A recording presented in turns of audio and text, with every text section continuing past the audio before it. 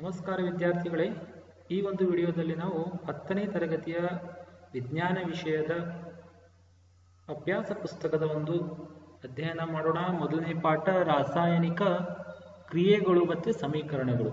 So ಈ ವಿಡಿಯೋದಲ್ಲಿ ರಾಸಾಯನಿಕ ಕ್ರಿಯೆಗಳು ಮತ್ತು ಸಮೀಕರಣಗಳ ಅಭ್ಯಾಸ ಪುಸ್ತಕವನ್ನು ಅಧ್ಯಯನ ಮಾಡೋಣ. ಸೊ ಮೊದಲನೇ ಪ್ರಶ್ನೆ ಏನು ಕೇಳಿದ್ದಾರೆ ಇಲ್ಲಿ, ಬಹು ಆಯ್ಕೆ ಪ್ರಶ್ನೆಯನ್ನ ಕೇಳಿದ್ದಾರೆ. 4 ಉತ್ತರವನ್ನು ಕೊಟ್ಟಿದ್ದಾರೆ. ಅದರಲ್ಲಿ ಸರಿ ಉತ್ತರವನ್ನು ನಾವು ಆರಿಸಿ ಬರಿಬೇಕು. ಸೊ ಮೊದಲನೇ ಪ್ರಶ್ನೆ ಏನಿದೆ, ಈ ಕೆಳಗಿನವುಗಳಲ್ಲಿ ಭೌತ ಬದಲಾವಣೆಗೆ ಒಳಪಡುವ ಸನ್ನಿವೇಶವನ್ನ ಗುರುತಿಸಬೇಕು. ಉಸಿರಾಟ ಅನ್ನೋದು ಇಲ್ಲಿ ಭೌತ ಬದಲಾವಣೆ ಆಗಲ್ಲ, ಇದೊಂದು ರಾಸಾಯನಿಕ ಬದಲಾವಣೆ. ಯಾಕಂದ್ರೆ ಇಲ್ಲಿ ಗ್ಲೂಕೋಸ್ನ ಉತ್ಕರ್ಷಣೆ ನಡೀತದೆ. ದ್ರಾಕ್ಷಿಗಳ ಹುದುಗುವಿಕೆ ಅನ್ನೋದು ಕೂಡ ಒಂದು ರಾಸಾಯನಿಕ ಬದಲಾವಣೆ. ಯಾಕಂದ್ರೆ ಇಲ್ಲಿ ಈಸ್ಟ್ ಕೋಶಗಳ ಒಂದು ಉಸಿರಾಟ ಕ್ರಿಯೆ ನಡೀತದೆ. ನಂತರ ಕಟ್ಟಿಗೆಯ ದಹನ. ಸೊ ದಹನ ಕ್ರಿಯೆ ಅನ್ನೋದು ಕೂಡ ಒಂದು ರಾಸಾಯನಿಕ ಬದಲಾವಣೆ ಕ್ರಿಯೆ. ಇಲ್ಲಿ ಆಮ್ಲಜನಕದೊಂದಿಗೆ ಕಟ್ಟಿಗೆ ವರ್ತಿಸಿ ದಹನ ಕ್ರಿಯೆ ಆಗುವಂಥದ್ದು. ನಂತರ ನೀರಿನ ಘನೀಕರಣ ಯಾವ್ದ ಉದಾಹರಣೆ ಅಂದ್ರೆ ಭೌತ ಬದಲಾವಣೆಗೆ ಉದಾಹರಣೆ. ಯಾಕಂದ್ರೆ ನೀರು ದ್ರವ ರೂಪದಲ್ಲಿರುವಂತಹ ನೀರು ರೂಪಾಂತರ ಆಗತ್ತೆ, ಘನ ರೂಪಕ್ಕೆ ಬರುತ್ತೆ. ಘನೀಕರಣ ಆದಾಗ ಘನ ರೂಪಕ್ಕೆ ಬರುತ್ತೆ. ಸೊ ಇಲ್ಲಿ ನೀರಿನ ಗುಣಲಕ್ಷಣಗಳಲ್ಲಿ ಯಾವುದೇ ಬದಲಾವಣೆ ಆಗಲ್ಲ, ಕೇವಲ ಸ್ಥಿತಿ ಬದಲಾವಣೆ ಆಗುತ್ತೆ. ಆದ್ದರಿಂದ ಇದು ಭೌತ ಬದಲಾವಣೆಗೆ ಉತ್ತರ. ಸೊ ಸರಿಯಾದ ಉತ್ತರ ನೀರಿನ ಘನೀಕರಣ. ನಂತರ ಬಹಿರುಷ್ಣಕ ಕ್ರಿಯೆಯನ್ನು ಗುರುತಿಸಿ ಅಂತ ಹೇಳಿದ್ದಾರೆ 2ನೇ ಪ್ರಶ್ನೆಯಲ್ಲಿ. ಬಹಿರುಷ್ಣಕ ಅಂದ್ರೆ ನಿಮ್ಗೆ ಗೊತ್ತಿರುವ ಹಾಗೆ ಉಷ್ಣ ಬಿಡುಗಡೆ ಆಗಬೇಕು, ವಾತಾವರಣಕ್ಕೆ ಉಷ್ಣ ಬಿಡುಗಡೆ ಆಗಬೇಕು. ಸೊ ನೈಸರ್ಗಿಕ ಅನಿಲದ ದಹನ ಕ್ರಿಯೆ ನಡೆದಾಗ ಉಷ್ಣ ಬಿಡುಗಡೆ ಆಗತ್ತೆ. ಉಸಿರಾಟ ಕ್ರಿಯೆ ಆದಾಗ ಕೂಡ ಉಷ್ಣ ಬಿಡುಗಡೆ ಆಗತ್ತೆ ವಾತಾವರಣಕ್ಕೆ. ನಂತರ ಸಸ್ಯಜನ್ಯ ದ್ರವಗಳ ವಿಘಟನೆಯಿಂದ ಕಾಂಪೋಸ್ಟ್ ಉಂಟಾಗುವಿಕೆ.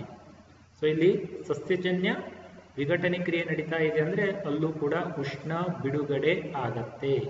ಅದರಿಂದ 3 ಇಲ್ಲಿ ಕ್ರಿಯೆಗಳು ಏನಾಗಿದೆ, ಬಹಿರುಷ್ಣಕ ಆಗಿದೆ. ಸೊ ಸರಿಯಾದ ಉತ್ತರ ಡಿ 1, 2, 3 ಅನ್ನುವಂಥದ್ದು. 3ನೇ ಪ್ರಶ್ನೆಗೆ ಹೋಗೋಣ. ರಾಸಾಯನಿಕ ವಿಭಜನೆ ಕ್ರಿಯೆ ಬೆಳಕಿನ ಸಹಾಯದಿಂದ ನಡೆದರೆ ಅದು ಅಂತ ಕೇಳಿದ್ದಾರೆ. ಸೊ ಇಲ್ಲಿ ಬೆಳಕಿನ ಸಹಾಯದಿಂದ ವಿಭಜನೆ ಆಗ್ತದಂದ್ರೆ ಮೊದಲನೇದೇನಿದೆ ಉತ್ತರ ವಿದ್ಯುತ್ನಿಂದ ವಿಭಜನೆ ಆಗತ್ತೆ. ಸೊ ಇದು ಉತ್ತರ ಆಗಲ್ಲ, ರಾಂಗ್. ಸೊ 2ನೇ ಉತ್ತರ ಏನಿದೆ, ದ್ಯುತಿ ವಿಭಜನೆ. ಇಲ್ಲಿ ದ್ಯುತಿ ಪದದ ಅರ್ಥ ಬೆಳಕು ಅಂತ. ವಿದ್ಯಾರ್ಥಿಗಳು ಯಾವತ್ತೂ ನೆನ್ಪಿಟ್ಕೊಳ್ರಿ, ದ್ಯುತಿ ಅಂದ್ರೆ ಬೆಳಕು ಅಂತ. ಸೊ ಇಲ್ಲಿ ಬೆಳಕಿನ ಸಹಾಯದಿಂದ ವಿಭಜನೆ ಆಗತ್ತೆ, ಅದರಿಂದ ಈ ಉತ್ತರ ಇಲ್ಲಿ ಸರಿಯಾಗತ್ತೆ. ನಂತರ 3ನೇದು ಏನು ಕೊಟ್ಟಿದ್ದಾರೆ ಅಂದ್ರೆ ಉಷ್ಣತೆಯಿಂದ ವಿಭಜನೆ ಆಗುವಂಥದ್ದು. ಸೊ ಇದು ಉತ್ತರ ಇಲ್ಲಿ ಆಗಲ್ಲ, ತಪ್ಪಾಗತ್ತೆ. ಸೊ ಮತ್ತೊಂದಿದೆ ಇಲ್ಲಿ 4ನೇ ಉತ್ತರ ದ್ಯುತಿ ಸಂಶ್ಲೇಷಣೆ ಅಂತ. ಸೊ ಇಲ್ಲೂ ಕೂಡ ದ್ಯುತಿ ಅಂತ ಇದೆ, ದ್ಯುತಿ ಅಂದ್ರೆ ಬೆಳಕು ಅಂತ ಅರ್ಥ. ಬಟ್ ಇಲ್ಲಿ ಸಂಶ್ಲೇಷಣೆ ಆಗತ್ತೆ, ವಿಭಜನೆ ಆಗಲ್ಲ. ಸೊ ಈ 2 ಉತ್ತರವನ್ನ ನೋಡಿದಾಗ ಸರಿಯಾದ ಉತ್ತರ ದ್ಯುತಿ ವಿಭಜನೆ. ದ್ಯುತಿ ಸಂಶ್ಲೇಷಣೆಯಲ್ಲಿ ಏನಾಗತ್ತೆ, ಅಲ್ಲಿ ಗ್ಲೂಕೋಸ್ನ ಒಂದು ಅಣುವಿನ ಸಂಶ್ಲೇಷಣೆ ಆಗತ್ತೆ. ಸೊ ಈ ಉತ್ತರ ಆಗಲ್ಲ, ಬಿ ಉತ್ತರ ಸರಿಯಾಗಿರುವಂಥದ್ದು. ನಂತರ ಸರಿದೂಗಿಸಿದ ಸಮೀಕರಣವನ್ನ ಇಲ್ಲಿ ಗುರುತಿಸಬೇಕು. ಸೊ 4 ಸಮೀಕರಣ ಕೊಟ್ಟಿದ್ದಾರೆ. ಇಲ್ಲೇನಾಗಿದೆ ಅಂದ್ರೆ ಸಿಲಿಕಾನ್ ಡೈಆಕ್ಸೈಡ್ ಮೆಗ್ನೀಷಿಯಂ ಜೊತೆಗೆ ವರ್ತಿಸಿ ಸಿಲಿಕಾನ್ ಮತ್ತೆ ಮೆಗ್ನೀಷಿಯಂ ಆಕ್ಸೈಡ್ ಕೊಡುವಂತ ಒಂದು ರಾಸಾಯನಿಕ ಕ್ರಿಯೆ. ಸೊ ಬ್ಯಾಲೆನ್ಸ್ ಆಗಿರುವಂಥದ್ದು ಯಾವ್ದು ನೋಡೋಣ. ಸೊ ಮೊದಲನೇ ಒಂದು ರಾಸಾಯನಿಕ ಕ್ರಿಯೆಯಲ್ಲಿ ಸಿಲಿಕಾನ್ 1 ಇದೆ. ಇಲ್ಲಿ ಸಿಲಿಕಾನ್ ಡೈಆಕ್ಸೈಡ್ ದಲ್ಲಿ ಉತ್ಪನ್ನದಲ್ಲೂ ಕೂಡ ಸಿಲಿಕಾನ್ 1 ಇದೆ. ಪ್ರತಿವರ್ತಕದಲ್ಲಿ ಆಕ್ಸಿಜನ್ 2 ಇದೆ, ಉತ್ಪನ್ನದಲ್ಲೂ ಕೂಡ ಆಕ್ಸಿಜನ್ 2 ಇದೆ. ಮೆಗ್ನೀಷಿಯಂ ಇಲ್ಲಿ 2 ಇದೆ, ಪ್ರತಿವರ್ತಕದಲ್ಲಿ ಉತ್ಪನ್ನದಲ್ಲೂ ಕೂಡ ಮೆಗ್ನೀಷಿಯಂ 2 ಇದೆ. ಸೊ ಇದು ಸರಿದೂಗಿಸಿದ ಸಮೀಕರಣ ಆಗಿದೆ. ಇನ್ನು ಉಳಿದಂತ ಸಮೀಕರಣ ನೋಡೋಣ. ಇಲ್ಲಿ ಸಿಲಿಕಾನ್ 1 ಇದೆ, ಇಲ್ಲೂ ಕೂಡ ಸಿಲಿಕಾನ್ 1 ಇದೆ. ಪ್ರತಿವರ್ತಕದಲ್ಲಿ ಆಕ್ಸಿಜನ್ 2 ಇದೆ, ಬಟ್ ಉತ್ಪನ್ನದಲ್ಲಿ ಆಕ್ಸಿಜನ್ 1 ಇದೆ. ಸೊ ಇದು ಉತ್ತರ ಏನಾಗುತ್ತೆ, ರಾಂಗ್ ಆಗತ್ತೆ. ನಂತರ ಸಿ ದಲ್ಲಿ ಸಿಲಿಕಾನ್ನ ಸಂಖ್ಯೆ 2 ಇದೆ, ಬಟ್ ಉತ್ಪನ್ನದಲ್ಲಿ ಸಿಲಿಕಾನ್ನ ಸಂಖ್ಯೆ 1 ಇದೆ. ಇದು ಕೂಡ ಏನಾಗುತ್ತೆ, ರಾಂಗ್ ಆಗತ್ತೆ. ಡಿ ಅಂತ ಏನಾಗುತ್ತೆ ನೋಡೋಣ. ಸಿಲಿಕಾನ್ ಇಲ್ಲಿ 1 ಇದೆ, ಆಕ್ಸಿಜನ್ 2 ಇದೆ, ಉತ್ಪನ್ನದಲ್ಲಿ ಸಿಲಿಕಾನ್ 2 ಇದೆ. ಸೊ ಇದು ಬ್ಯಾಲೆನ್ಸ್ ಆಗಿಲ್ಲ. ಸೊ ಈ ಉತ್ತರ ಕೂಡ ಏನಾಗುತ್ತೆ, ರಾಂಗ್ ಆಗುತ್ತೆ. 1ನೇ ಉತ್ತರ ಇಲ್ಲಿ ಸರಿಯಾಗಿದೆ. ಇನ್ನು ಈ ಕೆಳಗಿನ ಹೇಳಿಕೆಗಳನ್ನು ಅವುಗಳ ಭೌತ ಸ್ಥಿತಿಗಳ ಸಂಕೇತದೊಂದಿಗೆ ರಾಸಾಯನಿಕ ಸಮೀಕರಣ ರೂಪದಲ್ಲಿ ಬರೆಯಿರಿ ಅಂತ ಹೇಳಿದ್ದಾರೆ. ವ್ಯಾಖ್ಯೆ ಕೊಟ್ಟಿದ್ದಾರೆ, ಕ್ರಿಯೆ ಏನು ನಡೀತದೆ ಅಂತ ಕೊಟ್ಟಿದ್ದಾರೆ, ಅದರ ರಾಸಾಯನಿಕ ಸಮೀಕರಣ ಬರಿಬೇಕು. ಹಬೆಯೊಂದಿಗೆ ಅಲ್ಯೂಮಿನಿಯಂ ಪ್ರತಿವರ್ತಿಸಿದೆ ಅನ್ನೋದು ಮೊದಲನೇದು. ಸೊ ಹಬೆ ಅಂದ್ರೆ ಇಲ್ಲಿ ನೀರು ಅಂತ, ಅಲ್ಯೂಮಿನಿಯಂನ ಸಂಕೇತ Al. So Al plus H2O, aluminium ಮತ್ತೆ ನೀರು ಪ್ರತಿವರ್ತಿಸಿದಾಗ ನಮಗೆ ಅಲ್ಯೂಮಿನಿಯಂ ಹೈಡ್ರಾಕ್ಸೈಡ್ ಸಿಗುತ್ತೆ. ಅದರ ಸೂತ್ರ AlOH ಥ್ರೈಸ್ ಅಂತ ಪ್ಲಸ್ 3H2O ಅಂದ್ರೆ ಹೈಡ್ರೋಜನ್ ಅನಿಲ ಬಿಡುಗಡೆ ಆಗುತ್ತೆ. ಸೊ ಹೈಡ್ರೋಜನ್ ಅನ್ನ ಬ್ಯಾಲೆನ್ಸ್ ಮಾಡಲಿಕ್ಕೆ ಇಲ್ಲಿ 3H2 ಬರೀಬೇಕಾಗತ್ತೆ. ನಂತರ ಇಲ್ಲಿ ಏನಾಗಿದೆ, ಹೈಡ್ರೋಜನ್ 3 ಇದೆ ಮತ್ತು ಇದು 2, 3 6 ಪ್ಲಸ್ 6, ಇಲ್ಲಿ ಎಷ್ಟಾಗುತ್ತೆ ಟೋಟಲ್ ಆಗಿ 12 ಹೈಡ್ರೋಜನ್ ಆಗುತ್ತೆ. ಅದರಿಂದ ಇಲ್ಲಿ 6 ಬರೀಬೇಕಾಗತ್ತೆ, 6 2 12. ನಂತರ ಆಕ್ಸಿಜನ್ ಬ್ಯಾಲೆನ್ಸ್ ಆಗುತ್ತೆ, ಯಾಕಂದ್ರೆ ಇಲ್ಲಿ 6 ಆಕ್ಸಿಜನ್, ಇಲ್ಲಿ ಎಷ್ಟಿದೆ ಆಕ್ಸಿಜನ್ 2 ಇದೆ, ಇಲ್ಲಿ 2 ಮತ್ತೆ ಇಲ್ಲಿ 3 ಇದೆ. ಸೊ 3 2 6, ಇಲ್ಲೂ ಕೂಡ ಆಕ್ಸಿಜನ್ ಎಷ್ಟಾಗುತ್ತೆ 6 ಆಗುತ್ತೆ. ಅಲ್ಯೂಮಿನಿಯಂ 2 ಇದೆ, ಇಲ್ಲೂ ಕೂಡ ಅಲ್ಯೂಮಿನಿಯಂ 2 ಆಗುತ್ತೆ. ಸೊ ಇದೊಂದು ಸರಿದೂಗಿಸಿದ ಸಮೀಕರಣ ಆಗಿದೆ. ಹಬೆಯೊಂದಿಗೆ ಅಲ್ಯೂಮಿನಿಯಂ ಪ್ರತಿವರ್ತಿಸಿದೆ. ಇನ್ನು ಮಿಥೇನ್ ಅನಿಲದ ದಹನ. ಮಿಥೇನ್ ಅಂದ್ರೆ CH4 ದಹನ ಕ್ರಿಯೆ ಆಗ್ಬೇಕಂದ್ರೆ ಅಲ್ಲಿ ಆಕ್ಸಿಜನ್ ಇರಬೇಕು, CH4 ಪ್ಲಸ್ O2. ಸೊ ದಹನ ಕ್ರಿಯೆ ಆದಾಗ ಕಾರ್ಬನ್ ಡೈಆಕ್ಸೈಡ್ ಬಿಡುಗಡೆ ಆಗುತ್ತೆ, ಜೊತೆಗೆ ನೀರು ಬಿಡುಗಡೆ ಆಗುತ್ತೆ. ಕಾರ್ಬನ್ ಡೈಆಕ್ಸೈಡ್ದಲ್ಲಿ ಇಲ್ಲಿ 2 ಆಕ್ಸಿಜನ್ ಇದೆ, ನೀರಲ್ಲಿಯೂ ಕೂಡ ಇಲ್ಲಿ ಆಕ್ಸಿಜನ್ ಇದೆ. ಇದನ್ನ ಬ್ಯಾಲೆನ್ಸ್ ಮಾಡಬೇಕಂದ್ರೆ ನಾವಿಲ್ಲಿ 2O2 ಬರಿಬೇಕು, ಹಾಗೂ ಇಲ್ಲಿ 2H2O ತಗೊಳ್ಬೇಕಾಗತ್ತೆ. ನಂತರ ಇಲ್ಲಿ ಹೈಡ್ರೋಜನ್ 4 ಇದೆ, ಇಲ್ಲೂ ಕೂಡ ಹೈಡ್ರೋಜನ್ ಎಷ್ಟಾಗುತ್ತೆ 4 ಆಗುತ್ತೆ. ಸೊ ಬ್ಯಾಲೆನ್ಸ್ ಆಗಿರುವಂತಹ ಒಂದು ಸಮೀಕರಣ ರೆಡಿಯಾಗಿದೆ. ಇನ್ನು ಮೂರನೇದು ಆಮ್ಲಜನಕ ಸಹಿತ ಉಸಿರಾಟ. ಸೊ ಉಸಿರಾಟ ಕ್ರಿಯೆಯಲ್ಲಿ ಈಗಾಗಲೇ ಹೇಳಿದಂಗೆ ಗ್ಲುಕೋಸ್ ಅಣುವಿನ ಉತ್ಕರ್ಷಣೆ ಆಗುತ್ತೆ, ಇದು ಕೂಡ ಒಂದು ರೀತಿಯ ದಹನ ಕ್ರಿಯೆ. ಅದರಿಂದ ಆಮ್ಲಜನಕ ಒಳಪಡ್ತದೆ ಮತ್ತೆ ಕಾರ್ಬನ್ ಡೈಆಕ್ಸೈಡ್ ನೀರು ಬಿಡುಗಡೆ ಆಗುತ್ತೆ. ಬ್ಯಾಲೆನ್ಸ್ ಮಾಡೋದಕ್ಕೋಸ್ಕರ ನಾವಿಲ್ಲಿ 6CO2 ಪ್ಲಸ್ 6H2O ತಗೊಳ್ತೇವೆ. ಅದನ್ನ ಬ್ಯಾಲೆನ್ಸ್ ಮಾಡಲಿಕ್ಕೆ ಇಲ್ಲಿ 6O2 ಬರಿಬೇಕಾಗತ್ತೆ. ಸೊ ಇದು ಗ್ಲುಕೋಸ್ ಅಣುವಿನ ಸೂತ್ರ C6H12O6. ನಾಲ್ಕನೇದು ಸೋಡಿಯಂ ನೀರಿನೊಂದಿಗೆ ವರ್ತಿಸಿದೆ. ಸೋಡಿಯಂ ಅಂದ್ರೆ Na, ನೀರು ಅಂದ್ರೆ H2O. ಸೊ ಸೋಡಿಯಂ ಅನ್ನ ನೀರಲ್ಲಿ ಹಾಕಿದ್ರೆ ಈಗಾಗಲೇ ಅಧ್ಯಯನ ಮಾಡಿದಿರಿ, ಲೋಹ ನೀರಿನಲ್ಲಿ ಸೇರಿದಾಗ ಅದೇನಾಗುತ್ತೆ ಪ್ರತ್ಯಾಮ್ಲೀಯ ಗುಣವನ್ನು ಕೊಡ್ತದೆ. Sodium hydroxide NaOH plus H2. Balance ಮಾಡೋದಕ್ಕೋಸ್ಕರ ಇಲ್ಲಿ 2 ಬರಿಬೇಕಾಗತ್ತೆ. So 2Na plus 2H2. ಕೊನೆಯದಾಗಿ ಸತು ತಾಮ್ರದ ಸಲ್ಫೇಟ್ನೊಂದಿಗೆ ವರ್ತಿಸಿದೆ. ಒಂದು ರಾಸಾಯನಿಕ ಸ್ಥಾನಪಲ್ಲಟ ಕ್ರಿಯೆ, Zn ಪ್ಲಸ್ ತಾಮ್ರದ ಸಲ್ಫೇಟ್ CuSO4. ಸೊ ಇಲ್ಲಿ ಸ್ಥಾನಪಲ್ಲಟ ಆದಾಗ Cu ಸಪರೇಟ್ ಆಗುತ್ತೆ ಪ್ಲಸ್ ZnSO4 ಬರುವಂಥದ್ದು. ಅರ್ಥ ಆಗಿದೆ ಅಂತ ತಿಳ್ಕೊಳ್ತಾ ಮೂರನೇ ಪ್ರಶ್ನೆ ಹೋಗೋಣ. ವೈಜ್ಞಾನಿಕ ಕಾರಣ ಕೊಡಿ. ಕಾರಣ ಬೇಕಾದಷ್ಟು ಕೊಡ್ಬೋದು, ಬಟ್ ಇಲ್ಲಿ ಎಂತ ಕಾರಣ ಕೊಡ್ಬೇಕಂತೆ, ವೈಜ್ಞಾನಿಕ ಕಾರಣ ಕೊಡ್ಬೇಕಂತೆ. ಸೊ ರಾಸಾಯನಿಕ ವಿಭಜನೆ ಕ್ರಿಯೆಗಳನ್ನು ಅಂತರುಷ್ಣಿಕ ಕ್ರಿಯೆಗಳು ಎನ್ನುವರು ಏಕೆ? ಅಂತರುಷ್ಣಿಕ ಕ್ರಿಯೆ ಅಂದ್ರೆ ಇಲ್ಲಿ ಉಷ್ಣತೆ ಏನಾಗಬೇಕು, ಹೀರಿಕೆ ಆಗಬೇಕು. ಅಂದ್ರೆ ಇಲ್ಲಿ ಏನಾಗತ್ತೆ, ರಾಸಾಯನಿಕ ವಿಭಜನೆ ಕ್ರಿಯೆಯಲ್ಲಿ ಉಷ್ಣ ಹೀರಿಕೆ ಆಗತ್ತೆ, ಅದರಿಂದ ಅಂತರುಷ್ಣಿಕ ಕ್ರಿಯೆ ಅಂತ ಹೇಳ್ತಾರೆ. ಯಾಕೆ ಉಷ್ಣ ಹೀರಿಕೆ ಆಗ್ತದೆ ಅಂದ್ರೆ ಯಾವುದಾದ್ರೂ ಒಂದು ಸಂಯುಕ್ತ ವಿಭಜನೆ ಆಗ್ಬೇಕಂದ್ರೆ ಉಷ್ಣತೆಯ ಅವಶ್ಯಕತೆ ಇದೆ, ಶಕ್ತಿಯ ಅವಶ್ಯಕತೆ ಇದೆ. ಸೊ ಉಷ್ಣ ಹೀರಿಕೆ ಆಗತ್ತೆ, ಅದರಿಂದ ಇದೊಂದು ಅಂತರುಷ್ಣಕ ಕ್ರಿಯೆ. ಸೊ ಎರಡನೇದು ಆಹಾರ ಪದಾರ್ಥಗಳಿಗೆ ಪ್ರತಿ ಉತ್ಕರ್ಷಗಳನ್ನು ಸೇರಿಸುತ್ತಾರೆ. ಯಾಕಂದ್ರೆ ಎಲ್ಲ ಆಹಾರ ಪದಾರ್ಥಗಳಿಗೆ ಪ್ರತಿ ಉತ್ಕರ್ಷಕ ಸೇರಿಸುವುದಿಲ್ಲ. ಯಾವ ಆಹಾರದಲ್ಲಿ ಎಣ್ಣೆ ಅಂಶ ಇರುತ್ತೋ ಎಣ್ಣೆ ಅಂಶ ಇರುವಂತಹ ಆಹಾರ ಪದಾರ್ಥಗಳಿಗೆ ಪ್ರತಿ ಉತ್ಕರ್ಷಕ ಸೇರಿಸ್ತಾರೆ. ಯಾಕಂದ್ರೆ ಎಣ್ಣೆ ಪದಾರ್ಥ ಉತ್ಕರ್ಷಣೆ ಆಗತ್ತೆ, ಕಮಟುವಿಕೆಗೆ ಒಳಪಡ್ತದೆ. ಉದಾಹರಣೆಗೆ ಚಿಪ್ಸ್ಗಳು, ಅದರಿಂದ ಪ್ರತಿ ಉತ್ಕರ್ಷಕವಾಗಿ ನೈಟ್ರೋಜನ್ ಅನಿಲವನ್ನ ಬಳಸ್ತಾರೆ. ಇನ್ನು ಸುಟ್ಟ ಸುಣ್ಣಕ್ಕೆ ನೀರು ಸುರಿದರೆ ನೀರು ಕುದಿಯುತ್ತದೆ. ಕುದಿಬೇಕಂದ್ರೆ ಅಲ್ಲಿ ಉಷ್ಣ ಬಿಡುಗಡೆ ಆಗಬೇಕು. ಇದೊಂದು ಯಾವ ರೀತಿಯ ಕ್ರಿಯೆ ಆಗಿದೆ, ಬಹಿರುಷ್ಣಕ ಕ್ರಿಯೆ ಆಗಿದೆ. ಸುಟ್ಟ ಸುಣ್ಣ ಅಂದ್ರೆ CaO, ನೀರು ಅಂದ್ರೆ H2O, ಎರಡನ್ನು ಸೇರಿಸಿದರೆ ಕ್ಯಾಲ್ಸಿಯಂ ಹೈಡ್ರಾಕ್ಸೈಡ್ ಬಿಡುಗಡೆ ಆಗತ್ತೆ.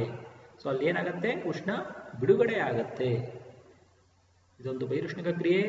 CaOH ಟ್ವೈಸ್ ಅಂದ್ರೆ ಕ್ಯಾಲ್ಸಿಯಂ ಹೈಡ್ರಾಕ್ಸೈಡ್, ಇದನ್ನ ಅರಳಿದ ಸುಣ್ಣ ಅಂತ ಹೇಳ್ತಾರೆ. ಬಹುಶಃ ವೈಜ್ಞಾನಿಕ ಕಾರಣ ಕ್ಲಿಯರ್ ಆಗಿದೆ ಅಂತ ಅನಿಸ್ತಾ ಮುಂದಿನ ಒಂದು 4ನೇ ಪ್ರಶ್ನೆ very interesting and very easy ಅಂತ ಹೇಳ್ಬೋದು. ನೀವು ಇಲ್ಲಿ ಏನ್ ಮಾಡಬೇಕು, ಇಲ್ಲಿ ನೀವು ಲೈನ್ ಅನ್ನ ಎಳಿಬೇಕು, ಗೆರೆ ಎಳಿಬೇಕು, ಜೋಡಿ ಮಾಡಬೇಕು. ಸೊ ಫಸ್ಟ್ ಒನ್, ಸೀಸದ ಆಕ್ಸೈಡ್. ಸೀಸ ಅಂದ್ರೆ Pb, ಆಕ್ಸೈಡ್ ಅಂದ್ರೆ ಆಕ್ಸಿಜನ್, PbO. PbO ಅನ್ನೋದು ಇದರ ಸೂತ್ರ. ಸೋಡಿಯಂ ಸಲ್ಫೇಟ್, ಸೋಡಿಯಂ ಅಂದ್ರೆ Na, ಸಲ್ಫೇಟ್ ಅಂದ್ರೆ SO4. ಸೊ ಇದರ ಒಂದು ಸೂತ್ರ Na2SO4. ಪೊಟ್ಯಾಷಿಯಂ ಅಯೋಡೈಡ್, ಪೊಟ್ಯಾಷಿಯಂ ಅಂದ್ರೆ K, ಅಯೋಡೈಡ್ ಅಂದ್ರೆ I. ಸೊ ಇಲ್ಲಿ ಚಿಕ್ಕ ಚಿಕ್ಕದಾದಂಥ ಒಂದು ಸೂತ್ರವನ್ನು ಬರಿತೇವೆ KI. Barium aluminium Al, chloride ಅಂದರೆ ಇಲ್ಲಿ Cl3 ಬರುತ್ತೆ. ಇಲ್ಲಿ 2 ಬರಲ್ಲ, ಇಲ್ಲಿ ಏನು ಬರುತ್ತೆ 3 ಬರುತ್ತೆ. ನಂತರ ಪೊಟ್ಯಾಷಿಯಂ ಹೈಡ್ರಾಕ್ಸೈಡ್ ಅಂದರೆ ಪೊಟ್ಯಾಷಿಯಂ K, ಹೈಡ್ರಾಕ್ಸೈಡ್ ಅಂದರೆ OH, KOH. ಇಲ್ಲಿ ನೇರವಾಗಿ ಜೋಡಿ ಆಗುತ್ತೆ. ಸ್ವಲ್ಪ ಕನ್ಫ್ಯೂಷನ್ ಮಾಡಲಿಕ್ಕೆ ಮುಂದೆನೇ ಇಟ್ಬಿಟ್ಟಿದ್ದಾರೆ. ನಂತರ ಕೊನೆಯದಾಗಿ ಕಬ್ಬಿಣದ ಕ್ಲೋರೈಡ್. ಕಬ್ಬಿಣ ಅಂದ್ರೆ ಬಹಳಷ್ಟು ಹುಡುಗರು ಏನ್ ಮಾಡ್ತಾರೆ K ಅಂತ ಬರೀತಾರೆ, ಬಟ್ ಕಬ್ಬಿಣ ಅಂದ್ರೆ Fe ಅದರ ಸಂಕೇತ. ಕ್ಲೋರೈಡ್ ಅಂದ್ರೆ Cl3 ಬರುತ್ತೆ ಇಲ್ಲಿ. So FeCl3. ಸೊ ಎಲ್ಲ ಉತ್ತರ ನಿಮ್ಗೆ ಸಿಕ್ಕಿದೆ ಅಂತ ಭಾವಿಸ್ತಾ, ಅರ್ಥ ಆಗಿದೆ ಅಂತ ತಿಳ್ಕೊತಾ, 5ನೇದು ಇಲ್ಲಿ ಸರಿದೂಗದ ಸಮೀಕರಣ ಕೊಟ್ಟಿದ್ದಾರೆ. ನೀವು ಅದನ್ನ ಸರಿದೂಗಿಸಬೇಕು, ಬ್ಯಾಲೆನ್ಸ್ ಮಾಡಬೇಕು. ಸೊ ಫಸ್ಟ್ ಬ್ಯಾಲೆನ್ಸ್ ಮಾಡೋಣ. FeCl2 plus H2S gives HCl plus FeS ಅಂತಿದೆ. ಸೊ ಇಲ್ಲಿ ಯಾವ್ದು ಬ್ಯಾಲೆನ್ಸ್ ಆಗಿಲ್ಲ ಅಂತ ಕೇಳಿದ್ರೆ, ಸೊ ಇಲ್ಲಿ H2 ಇದೆ, ಇಲ್ಲಿ H ಇದೆ. ಪ್ರತಿವರ್ತಕದಲ್ಲಿ 2 ಹೈಡ್ರೋಜನ್, ಉತ್ಪನ್ನದಲ್ಲಿ 1 ಹೈಡ್ರೋಜನ್ ಇದೆ. ಇದನ್ನು ನಾವೇನು ಮಾಡೋಣ, 2 ಅಂತ ಬರೆಯೋಣ. 2 ಹೈಡ್ರೋಜನ್ ಆಗತ್ತೆ. ಸೊ ಇಲ್ಲಿ ಕ್ಲೋರಿನ್ 2 ಇದೆ, ಉತ್ಪನ್ನದಲ್ಲೂ ಕೂಡ ಕ್ಲೋರಿನ್ ಏನಾಗುತ್ತೆ ಈಗ 2 ಆಗತ್ತೆ. ಕಬ್ಬಿಣ 1 ಇದೆ, ಇಲ್ಲೂ ಕೂಡ ಕಬ್ಬಿಣ 1 ಅಣು ಇದೆ. ಸಲ್ಫರಿನ ಅಣು 1, ಪ್ರತಿವರ್ತಕದಲ್ಲೂ ಸಲ್ಫರ್ನ ಅಣು 1. ನಮ್ಮ ಸಮೀಕರಣ ಸರಿದೂಗಿಸಲ್ಪಟ್ಟಿದೆ. ಓಕೆ, ಸೊ ಎರಡನೇದಕ್ಕೆ ಹೋಗೋಣ. Al plus Fe2O3 gives Al2O3 plus Fe ಅಂತ ಕೊಟ್ಟಿದ್ದಾರೆ. ಇಲ್ಲಿ ಅಲ್ಯೂಮಿನಿಯಂ ಒಂದೇ ಇದೆ, ಉತ್ಪನ್ನದಲ್ಲಿ ಅಲ್ಯೂಮಿನಿಯಂನ 2 ಅಣು ಇದೆ. ಇದನ್ನ ಬ್ಯಾಲೆನ್ಸ್ ಮಾಡಬೇಕಂದ್ರೆ ನಾವಿಲ್ಲಿ 2Al ಅಂತ ಬರೆಯೋಣ. ನಂತರ ಕಬ್ಬಿಣ ಉತ್ಪನ್ನದಲ್ಲಿ 1 ಇದೆ, ಪ್ರತಿವರ್ತಕದಲ್ಲಿ 2 ಇದೆ. ಅದರಿಂದ ಇಲ್ಲಿ 2Fe ಅಂತ ಬರೆಯೋಣ. ಬ್ಯಾಲೆನ್ಸ್ ಆಗಿದೆ ಅಲ್ವಾ. ಆಕ್ಸಿಜನ್ 3, ಪ್ರತಿವರ್ತಕ ಉತ್ಪನ್ನದಲ್ಲಿ 3 ಅಣುಗಳು ಇದೆ. ಇನ್ನು ಮೂರನೇದಕ್ಕೆ ಹೋದರೆ P4, P ಅಂದರೆ ರಂಜಕ, plus Cl2 chloride gives PCl5, ರಂಜಕದ ಪೆಂಟಾಕ್ಲೋರೈಡ್ ಅನ್ನುವಂಥದ್ದು. ಇಲ್ಲಿ ರಂಜಕ 4 ಇದೆ, ಇಲ್ಲೂ ಕೂಡ ನಾವು 4 ಮಾಡಬೇಕಂದ್ರೆ ಇಲ್ಲಿ 4ಅನ್ನು ಬರೀಬೇಕು. ಸೊ 4PCl5 ಬಂದಾಗ Cl ಎಷ್ಟಾಗತ್ತೆ, 5 × 4 20 ಆಗತ್ತೆ. ಅದರಿಂದ ನಾವಿಲ್ಲಿ ಎಷ್ಟು ಬರೆಯೋಣ, 10 ಬರೆಯೋಣ. 10 ಬರೆದ್ರೆ ಏನಾಗುತ್ತೆ, 10 2 20. ಸೊ ಇದು ಕೂಡ ಏನಾಗುತ್ತೆ, ಇಲ್ಲಿ ಬ್ಯಾಲೆನ್ಸ್ ಆಗುತ್ತೆ. ನಂತರ AlCl3 plus K gives KCl plus Al ಅಂತಿದೆ.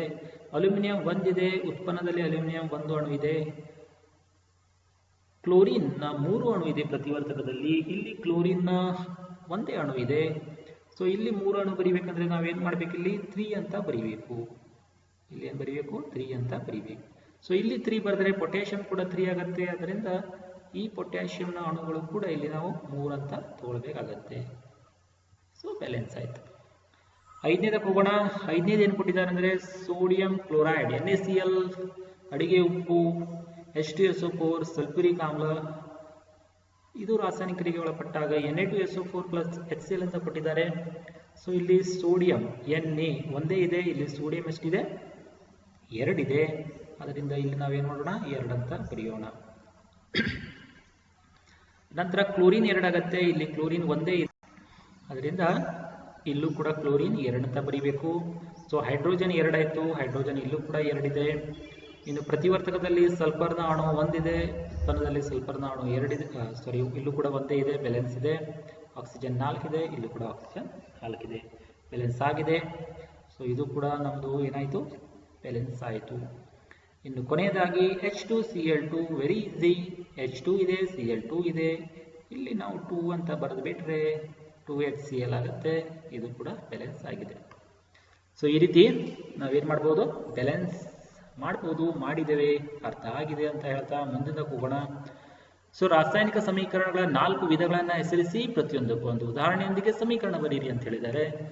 ಸೊ 4 ವಿಧಗಳು: ರಾಸಾಯನಿಕ ಸಂಯೋಗ ಅಂತ ಬರೀತೇನೆ. ನೆಕ್ಸ್ಟ್ ರಾಸಾಯನಿಕ ವಿಭಜನೆ, ನೆಕ್ಸ್ಟ್ ರಾಸಾಯನಿಕ ಸ್ಥಾನಪಲ್ಲಟ, ಮತ್ತೆ 4ನೇದು ಯಾವುದು, ರಾಸಾಯನಿಕ ದ್ವಿಸ್ಥಾನಪಲ್ಲಟ ಅಥವಾ ದ್ವಿವಿಭಜನೆ. ರಾಸಾಯನಿಕ ದ್ವಿಸ್ಥಾನಪಲ್ಲಟ ಅಥವಾ ದ್ವಿವಿಭಜನೆ ಅನ್ನುವಂಥದ್ದು. ಸೊ ಇನ್ನು ಉದಾಹರಣೆಗಳನ್ನು ನೋಡ್ಬೇಕಂದ್ರೆ ನಾವು ಹಿಂದಿನ ಒಂದು ಕ್ವಶನ್ಗೆ ಉದಾಹರಣೆಗಳನ್ನ ಅಲ್ಲೇ ಕಂಡುಕೊಳ್ಬಹುದು. ಸೊ ಮೊದಲನೇ ಒಂದು ರಾಸಾಯನಿಕ ಕ್ರಿಯೆ ಇದು ಯಾವುದಕ್ಕೆ ಉದಾಹರಣೆ ಅಂತ ಹೇಳ್ಬೋದಂದ್ರೆ ಇಲ್ಲಿ FeCl2 ಮತ್ತು H2S ಇದೆ. ಇಲ್ಲಿ ದ್ವಿಸ್ಥಾನ ಫಲಟ ಆಗಿದೆ. ಕ್ಲೋರಿನ್ ಮತ್ತೆ ಸಲ್ಫರ್ ಎರಡು ಏನಾಗಿದೆ ಅದಲು ಬದಲಾಗಿದೆ, ಅದರಿಂದ ದ್ವಿಸ್ಥಾನ ಫಲಟಕ್ಕೆ ಉದಾಹರಣೆ ಇದು. ನಂತರ ಅಲ್ಯೂಮಿನಿಯಂ ಮತ್ತೆ ಇಲ್ಲಿ ಕಬ್ಬಿಣದ ಏನಿದೆ ಆಕ್ಸೈಡ್ ಇದೆ. ಸೊ ಇದು ಯಾವುದು ಉದಾಹರಣೆ ಆಗುತ್ತೆ ಅಂದ್ರೆ ಇದು ಸ್ಥಾನಫಲಟ ಕ್ರಿಯೆಗೆ ಉದಾಹರಣೆ, ಇದು ಸ್ಥಾನಫಲಟಕ್ಕೆ ಉದಾಹರಣೆ. ನಂತರ P+Cl2 ಇಲ್ಲೇನಾಗಿದೆ ಎರಡು ಪ್ರತಿವರ್ತಕಗಳು ಒಂದು ಉತ್ಪನ್ನಗಳಾಗಿದ್ದರಿಂದ ಇದು ಸಂಯೋಗ ಕ್ರಿಯೆಗೆ ಉದಾಹರಣೆ. ನಂತರ ಇಲ್ಲಿ AlCl3+K KCl+Al ಆಗಿದೆ, ಇದು ಸ್ಥಾನಫಲಟಕ್ಕೆ ಉದಾಹರಣೆ. ಇನ್ನು ಇಲ್ಲಿ NaCl+H2SO4 ಇದೆ, ಇಲ್ಲಿ ಎರಡು ಏನಾಗಿದೆ ಧಾತುಗಳ ಸ್ಥಾನಫಲಟ ಆಗಿದ್ದರಿಂದ ಇದು ದ್ವಿಸ್ಥಾನಫಲಟಕ್ಕೆ ಉದಾಹರಣೆ.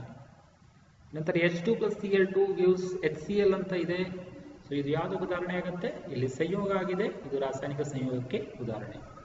ಸೊ ಮೂರು ಕ್ರಿಯೆಗಳಿಗೆ ಉದಾಹರಣೆ ಸಿಕ್ಕಿದೆ. ನಮಗೆ ಬೇಕಾಗಿರುವಂಥದ್ದು ಈಗ ವಿಭಜನೆಗೆ ಒಂದು ಉದಾಹರಣೆ ಬೇಕು. ವಿಭಜನೆಗೆ ನಾವು ಯಾವ ಉದಾಹರಣೆ ತಗೊಳ್ಬಹುದು ಅಂದ್ರೆ ಕ್ಯಾಲ್ಸಿಯಂ ಕಾರ್ಬೋನೇಟ್ನ ಉದಾಹರಣೆ ತಗೊಳ್ಬಹುದು. ಕ್ಯಾಲ್ಸಿಯಂ ಕಾರ್ಬೋನೇಟ್ ಅನ್ನ ನೀವು ಕಾಯಿಸಿದರೆ ಉಷ್ಣ ವಿಭಜನೆ ಆಗುತ್ತೆ. ಕ್ಯಾಲ್ಸಿಯಂ ಕಾರ್ಬೋನೇಟ್ ಅಂದರೆ CaCO3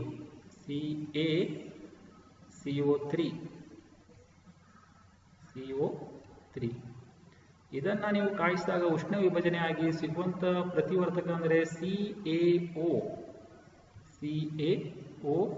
ಪ್ಲಸ್ ಏನು ಸಿಗತ್ತೆ, ಕಾರ್ಬನ್ ಡೈಆಕ್ಸೈಡ್ ಬಿಡುಗಡೆ ಆಗತ್ತೆ, CO2 ಬಿಡುಗಡೆ ಆಗುವಂಥದ್ದು. ಸೊ CaCO3 ಅಂದರೆ ಕ್ಯಾಲ್ಸಿಯಂ ಕಾರ್ಬೋನೇಟ್, CaO ಅಂದರೆ ಕ್ಯಾಲ್ಸಿಯಂ ಆಕ್ಸೈಡ್ ಸುಟ್ಟ ಸುಣ್ಣ ಮತ್ತೆ ಕಾರ್ಬನ್ ಡೈಆಕ್ಸೈಡ್. ಬಹುಶಃ 4 ಒಂದು ರಾಸಾಯನಿಕ ವಿಧಗಳು, ಅವುಗಳಿಗೆ ಉದಾಹರಣೆ ಸಿಕ್ಕಿದೆ ಅಂತ ತಿಳ್ಕೊಳ್ತೇನೆ.